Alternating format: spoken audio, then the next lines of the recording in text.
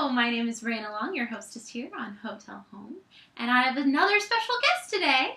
Today my special guest is Norm Offset. Thank you for being with us today. Yeah, of course. Thanks for asking me. And not only is he traveling around and living in hotels with us, he's also a professional photographer. So we were going to talk a little bit about how he can live on the road all the time and maintain that job as well. So first of all, I have to ask you, how long have you lived in hotels? 6 years. 6+ years, actually. I think you may be the longest. Do you know how many different countries you've lived in? 50. 50? Yeah. I think you hold the record. I just hit 50 when we hit Peru last year. Oh, so, yeah. Yay. Well, congratulations. Thank you. Now, how do you hone your skills on the road? Do you have a method, or you just take pictures as you go? Mm-hmm. I kind of feel like photography in general is, I mean, you definitely should take classes, which I was lucky enough to take photography for 3 years when I was in school. Oh, wow. So that really helped me a lot in, figuring out, like, exposures and, all about what the uses of the camera are and stuff like that. But I honestly feel like you can't really teach a good eye, i.e. composition. So that's just something that I feel like I just kind of comes naturally for me. But the great thing about traveling overseas, especially with photography, is there's so many amazing landmarks and things to take pictures of. And it kind of challenges you to find new ways and new angles and new techniques to do that. So I'm actually, with the exception of those 3 years, I mean, that was 15 years ago that I took photography classes. So we didn't have digital cameras back then and Photoshop and all that kind of stuff. So all of that I'm completely self-taught. So it's kind of having the downtime on the road kind of gives you that time to self-teach yourself how to do the different techniques and stuff. So, yeah. So that transition to digital photography has probably helped when you travel. You have to travel fewer times now, right? Absolutely. Oh my gosh, it's so fantastic. Not having to carry rolls of camera and then having to worry about places to develop them, and then once you develop them, carrying the actual pictures with you. Digital photography is amazing. I love it, especially for a traveler. It is the best thing you can have. Are there things that you miss about film? I mean, it was always, the process of developing the film was always fun. I mean, to be in a pitch black room and like trying to find the film and getting it into the canisters and washing it and cleaning it, and then spending the time in an actual dark room with, the projector and the paper and the chemicals, like that was always a really fun process. But I just feel like that's kind of dead. Digital photography is taking, that's really, really sad because it is an amazing medium, and there are so many people now who just get an SLR camera or even a point and shoot, and they're instantly calling themselves photographers, and it kind of drives you crazy. Yeah. Like, there's so much more to that than just owning a nice camera. So I feel because of the fact that we don't use all the chemicals in the paper as much anymore, it's kind of taken away not the professionalism, but the uniqueness of being a photographer.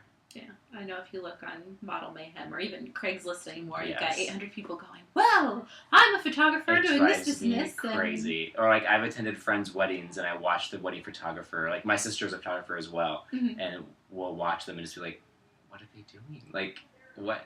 That's the wrong angle. You should be over here to catch the light of the." It's just it's really fun. I mean, it's kind of annoying, but it's funny to watch as well. And that doesn't sound mean or rude, but it just kind of, No, I'm sure it's like anything else, being a performer or a teacher or a doctor, going into somewhere else and being like, why are they doing this that way? Exactly. And I mean, especially if you care about your art form, you Exactly. want them to be doing. And like I said, like composition, like I said, like I feel like the eye can't be taught, but there's so much about photography and even digital photography that can be taught. And I feel if you really do want to call yourself a photographer and you really want to get the photography medium, take classes. My sister takes classes all the time. I mean, it's lucky for her that she lives in one place, so she can. And of course, like internet, you can take photography classes online and stuff. But just with our job, it's just kind of hard to keep to those schedules. So if someone wants to get into that, you need to take classes for sure. Yeah, I've helped out a couple of photographers before, and I never realized like how important just the lighting is. Yeah. A little bit of light can change the entire picture. Absolutely. And you're like, I had no idea. It's all about, if you don't have artificial lighting, then it's all about the time of day. I refuse to shoot it, because most of my photography is natural available light, so I refuse to shoot in the middle of the day. It's always going to be in the morning right after sunrise, or in the evening at magic hour before sunset is the best time of most flattering lighting of the day. Why is that? Just because of the angle? The angle, in the middle of the afternoon, the sun's too high. When if you look at, even here, like if there's light directly above your head, it's going to cast all those shadows under your eyes, under your nose. But in the morning, you either don't have direct light coming at you, or it's coming into your face, which gives you that even light all the way across and gets rid of wrinkles and under eye and all that kind of stuff. So.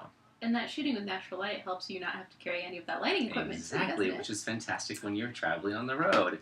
Perfect. Yes. Do you do work while traveling? Like, do you have paid gigs that you do while you're on the road?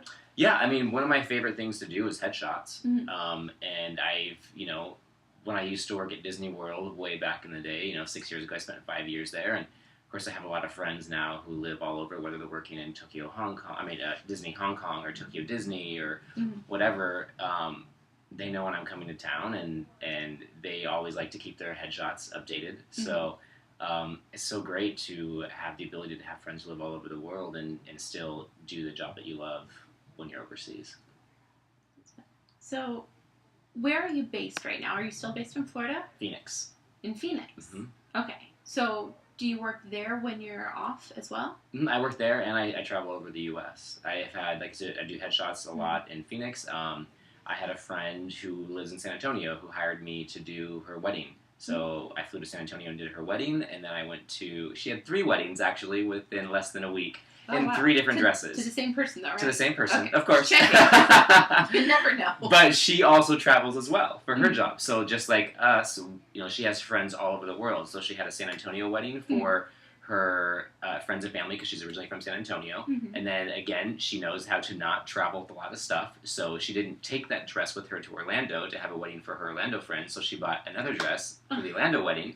And then her husband is from the UK, so she had another dress waiting for her in the UK. So I was on break, and I got to travel with her to all 3 weddings and do her wedding photography at all 3 weddings in the UK, in Florida, and in San Antonio. So that's great. And then I have a great connection. My best friend lives in Lake Tahoe as a magician, and he's hired me several times to come out and do video and photo work for him. And because people have seen the work I've done for him, people he's got in contact with in Lake Tahoe have hired me to do portraits or fashion shoots and stuff for them when I'm in Lake Tahoe. So yeah, I do a lot of work when I'm on break, as also when I'm overseas. So is that mostly how you promote yourself, by word of mouth, or a lot of it's word of mouth? I do also have, of course, a Facebook photography page. I have my Instagram account, which is really great. Obviously I put personal pictures up there, but I will also put my work on there as well. And of course my personal website, the NormanOfficerPhotography.com website is up online as well, that I just completely redid while I was on the road, because you got time. So I completely redesigned the entire thing while I was on the road about a month ago, and that just went live a few weeks ago. So definitely, I think not only word of mouth, but social media is such a huge thing. It's really changing everything. No matter what line of business you're in, it's changing how to get your name out there. I mean, I have over almost 700 followers on Instagram, and I have no idea who 90% of them are. But apparently they like some of the stuff they see on there. So, and I've had people on Instagram actually ask me if I travel for photography and if I'd be interested in coming to do work for them. So, and that's just because of Instagram. So social media is a huge, huge benefit to no matter what job you have, especially photography, because it's all about photos, Yeah. So. You mentioned that you put your personal photos on your Instagram as well. Do you put the same work into those as you do your professional photos? Yeah, I mean, obviously you're going to take more time in setting up your lighting and stuff when you're with your actual professional shots. But yeah, I will never put a photo online that I haven't taken time to plus. So yeah, I mean, just the simple little filters that they have on Instagram can change the entire look and feel of a photo. So I always like to play with that stuff. Not only do I love the photography, I love the post process as well, and giving it a mood that you couldn't necessarily get in the location. And that's all comes to do with coloring and again lighting and techniques like that. So I love the post process, the editing process as well. So is that something that you really appreciate in the digital media that you could never get with film, or were there ways to do that with You can film? still do that with film. I just feel like it's more accessible now to a broader audience of people, which again, more people consider themselves photographers now because of it. But when you're traveling so much, like yes, I'm in Phoenix. That's my home base, but I'm there 2 months out of the year. The rest of the time I'm overseas. So when you're traveling, you just can't afford or have the space, to carry all that extra stuff. So Photoshop and Lightroom and all these different programs you can get are such a blessing for a photographer on the road. So what is the equipment that you carry with you? Like I've mentioned before, we have 2 50-pound bags and a carry-on, and that's all we travel with for 2, 4, 6, 9 months out of the year. Yeah, well, I have a backpack that carries all my camera equipment and my laptop as well. So I have a MacBook Pro, which I love. Especially the new MacBook Pros are so thin and so much lighter than any of the previous MacBooks. I had an old white square MacBook for 5 years, and that thing was heavier than a mofo. So it was nice when I saw the new one come out with the Retina display, which for a photographer is even more of a blessing to actually be able to see even more of the details of your photos. I bought it in a heartbeat. It also makes the screen look a little more true to life, right?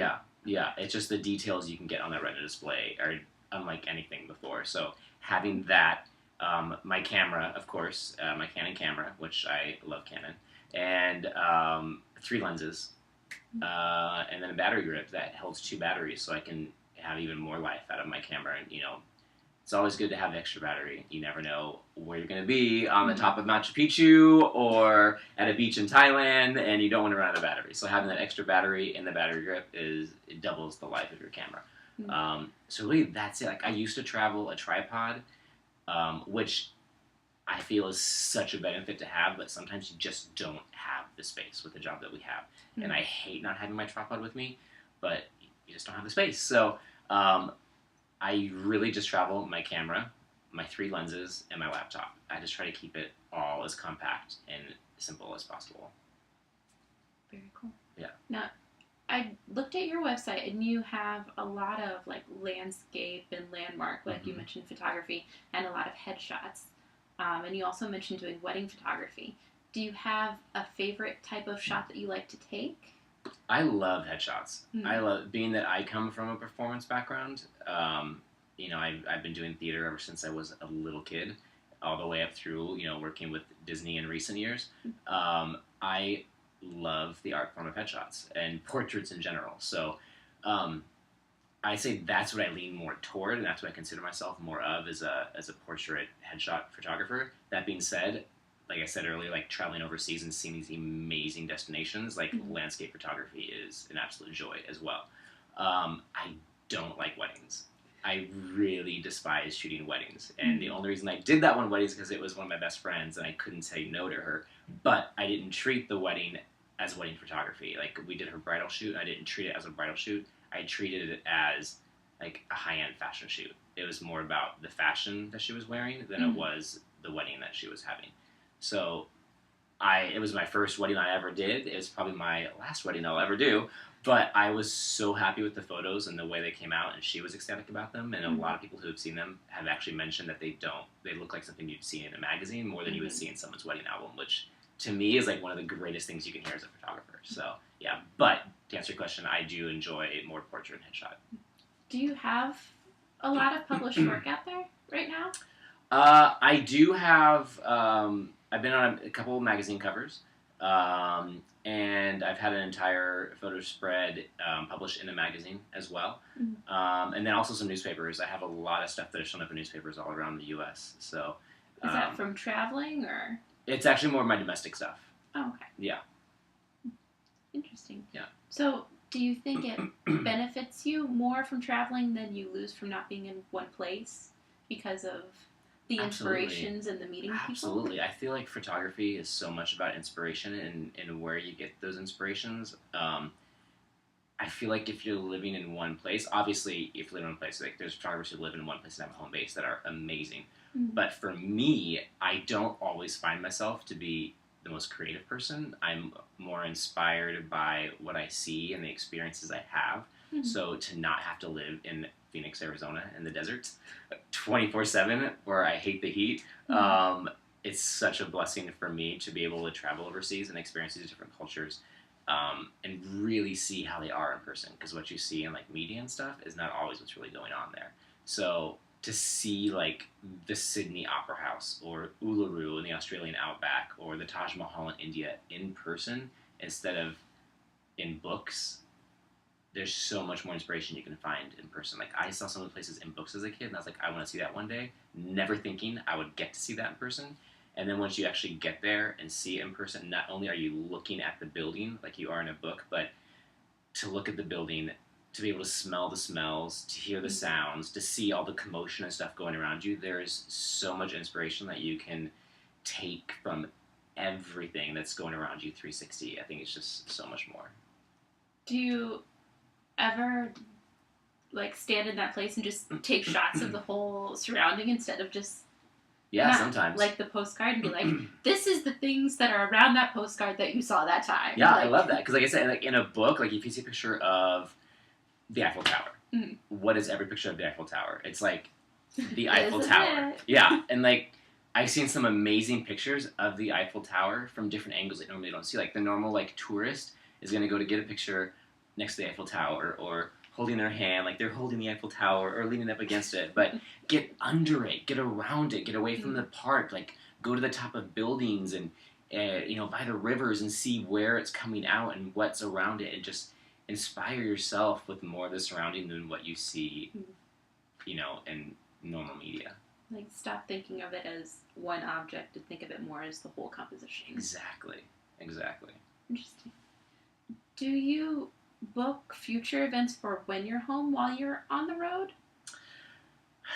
Not really. I mean, it's so hard with the schedule that we have, not knowing like, okay, I'm going to be home. Oh, no, wait, now they need me to go over here now. It's like, it's really, really difficult. I will tell friends like when things are more solid. So sometimes my shoots at home are more last minute, which is kind of hard to do. But it's because, okay, we're 2 weeks out. I have my ticket booked. I will be here at this time. Does anyone want a photo shoot? Does anyone need anything? So it's really, really hard to book those shoots in advance, but they do happen, and they sustain me on my breaks, when we're not getting paid. So, yeah. And it's still sometimes difficult when we know we're coming home, but then you get to one airport and there's a plane incident, and then you go to the next airport and there's a snowstorm, and then you're stuck the day after. The life of a traveler. But you take it in stride. It's worth it to, like I said, to travel to 50 different countries and see places I never thought I'd before see. 6 years ago, if someone would have told me in 6 years you're going to see 50 different countries, you're going to be on the top of Mount Sinai in Egypt, you're going to be climbing the pyramids, you're going to be looking at the Eiffel Tower, you're going to be on the London Eye in London, or you're going to be walking the Great Wall in China. It's like, you're full of it. So it's such a blessing to be able to travel for your job and get paid for it, especially when you're in not only the job that we're in, but, in another field as well, like photography. It's fantastic. Do you have any tips for our viewers at home on how to be able to maintain that second job while you're traveling around and working? Again, social media. It is the biggest blessing that you can have. Like, I can't say, so I can't even say enough nice things about, positive things about social media and how it really has benefited me. So it brings the cost of advertising down. Oh my gosh. Yeah. I mean, like I said, there are so many forms of social media out there that I refuse to have every single one because I just do not have the time. But the big four, as I would call them, Facebook. I have a Facebook page, I have my own personal website, I have Instagram, and I have YouTube because I love to do video work as well. So YouTube is a great medium for that. So, but above all that, use those to your benefit, but also take classes. If you are into photography, I cannot express enough. You need to take photography classes to really know how to use your camera. Again, everyone's eye is going to be different, and that's fantastic. Otherwise, photography would be boring. But you need to know the finer details of how to use a camera if you're going to call yourself a photographer. And you mentioned your video work, which you do with the same camera? Mm-hmm. Is that right? Mm-hmm. Yeah, Canon 7D. It does regular still work, but it also does full 1080p high definition video as well. Do you see yourself venturing into the film world, or is this just a fun, hey, while I'm here, I want to do this too? I've done film stuff. I directed a short when I was traveling around the States for something to keep my mind stimulated because it can be very boring in certain parts of the U.S. I'm sorry. But I think I enjoy the editing process more than directing because I directed and edited and produced the little short. And I hated the process of producing. I hated it so much, having to make sure people were where they needed to be at certain times and all that kind of stuff. The directing, I enjoy because it was, again, finding angles and stuff, but the post process, the editing, I love the most. But my heart is still in photography. I love doing the video work, and it's really interesting to see how much that you know and how do I say it? It's really interesting, the techniques that I have learned in photography, how many of those actually can cross over to video work as well, and angles and lighting and stuff like that. And I kind of feel like it makes my videos a little bit more interesting too. So, but that being said, I love video work and I will continue doing it, but my heart will always be in photography. It's so good to know where your passion lies. I feel like so many people wander through life and never quite find exactly what they really want to do. Yeah, exactly. And it's something I found when I was in high school and studied it, and here I am 16 years later, and I still love it, and I'm getting paid to do that, as well as getting paid to see the world. So it doesn't get much better than that. It doesn't get much better than that. Well, thank you so much for being here with us today. Yeah, of course. Thanks for asking me. Make sure you check out the website, and thank you for checking in with us today here on Hotel Home. As always, I'm your Lady of the Lodges, Rena Long, and thank you, Norm, again for coming and being with us today. And ladies and gentlemen of our at-home audience, may you always travel home.